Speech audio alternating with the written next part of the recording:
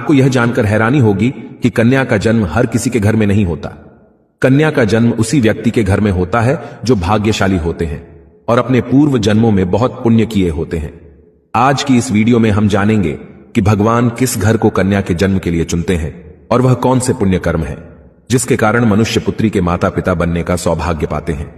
इसके साथ ही साथ हम आपको इतिहास में वर्णित ऐसी कई बातें बताएंगे जिससे आपको विश्वास हो जाएगा कि पुत्री का जन्म बोझ नहीं बल्कि सौभाग्य का विषय है। दोस्तों, महाभारत में एक कथा का वर्णन मिलता है जब एक दिन भगवान श्री कृष्ण से अर्जुन पूछते हैं कि हे माधव, किन कर्मों के कारण किसी को कन्या धन की प्राप्ति होती है, अर्थात किन घरों में बेटियों का जन्म होता है। तब भगवान श्री कृष्ण अर्जुन से कहते हैं कि हे पार्थ, किसी भी घर में पुत्र का जन्म भाग्य से होता है परंतु पुत्रियों का जन्म सौभाग्य से होता है। जो भी स्त्री या पुरुष अपने पूर्व जन्म में अत्यधिक पुण्य कर्म किए होते हैं उन्हें ही पुत्री के माता पिता और सगे संबंधी होने का सौभाग्य प्राप्त होता है। इतना ही नहीं, पुत्रियों के जन्म के लिए उन्हीं घरों को चुना जाता है जो पुत्रियों का भार सहन कर सके, क्योंकि तीनों लोकों में स्त्री अर्थात पुत्रियां ही ऐसी होती हैं जिनका भार हर कोई नहीं उठा सकता। क्योंकि जिस पुत्री को कई वर्षों तक अपना मानकर रखा जाता है, एक दिन उसका दान कर पाना सबके लिए संभव ही नहीं होता। वो पुत्रियां ही होती हैं जो घर वालों और अपनों की खुशी के लिए अपना हर एक चीज न्यौछावर कर देती हैं। हे अर्जुन, जिस दिन इस सृष्टि में बेटियों का जन्म होना रुक जाएगा उस दिन सृष्टि भी ठहर जाएगी और इस सृष्टि का अंत हो जाएगा। दोस्तों, जब आप भगवान श्री कृष्ण की इन बातों पर गौर करेंगे तो आपको समझ आएगा कि उनका कहना कितना सही है।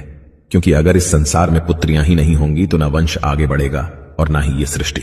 कई लोग कहते हैं कि हिंदू इतिहास में स्त्रियों का महत्व नहीं है, जो सर्वथा गलत है, और जिस इतिहास में स्त्री का महत्व नहीं है वह इतिहास हमारा है ही नहीं। धन की देवी लक्ष्मी हो, दुर्गा हो या घोर रूप में महाकाली हो, नारी सर्वस्व पूजी गई हैं। दोस्तों, कहते हैं कि लड़कियां लड़कों से कम नहीं। इस बात की पुष्टि हमारे धर्म ग्रंथ भी करते हैं। वशिष्ठ जी की पत्नी माता अरुंधति ने वरुणदेव और इंद्रदेव को ब्रह्म ज्ञान दिया था। सभी धनुर्धर की भांति द्रौपदी भी शस्त्र विद्या जानती थीं।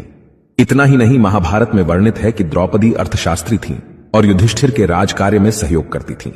यह असत्य है कि हिंदू धर्म में लड़के लड़कियों की इज्जत नहीं की जाती थी, क्योंकि द्रौपदी के वस्त्र छूने पर पूरे कौरव मिट गए और माता सीता के हरण से सोने की लंका जला दी गई। दोस्तों, जब रामायण में भगवान राम शिव जी का धनुष तोड़ देते हैं तो राजा जनक विवाह के लिए दशरथ जी को बुलावा भेजते हैं। दशरथ जी आकर जनक जी को प्रणाम करते हैं।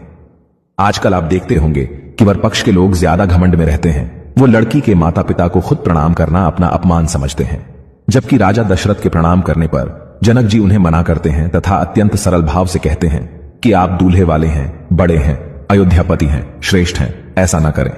तब दशरथ जी कहते हैं कि बड़े